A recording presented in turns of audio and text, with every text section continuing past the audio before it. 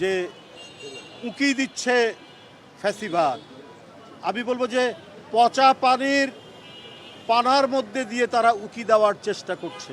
সকালে রাজধানীর পল্টনে বিএনপির কেন্দ্রীয় কার্যালয়ে বিএনপি আয়োজন করে কার্যক্রম নিষিদ্ধ আওয়ামী লীগের ৭৭তম প্রতিষ্ঠা বার্ষিকীর বিরুদ্ধে প্রতিবাদ মিছিল।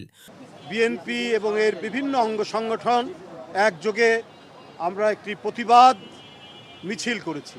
প্রতিবাদ মিছিলের উদ্দেশ্য হচ্ছে যেটি ডাক্তার রফিক বলেছে যে উকি দিচ্ছে ফ্যাসিবাদ। আমি বলবো যে পচা পানার মধ্যে দিয়ে তারা উকি দেওয়ার চেষ্টা করছে।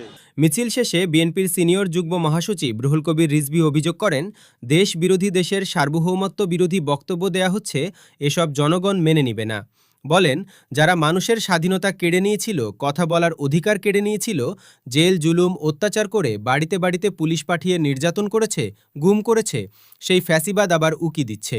যারা সুস্থ জীবনযাপন কেড়ে নিয়েছিল, মানুষের বাঁচবার সকল অধিকার কেড়ে নিয়েছিল, তারা আজকে নানা কায়দায় নানাভাবে তাদের চুরি করা টাকা, তাদের পাচার করা টাকা, লক্ষ লক্ষ কোটি টাকা, সেই টাকা ব্যবহার করে সমাজের মধ্যে, দেশের মধ্যে অস্থিতিশীলতা এবং সন্ত্রাসী কর্মকাণ্ড তারা করার চেষ্টা করছে।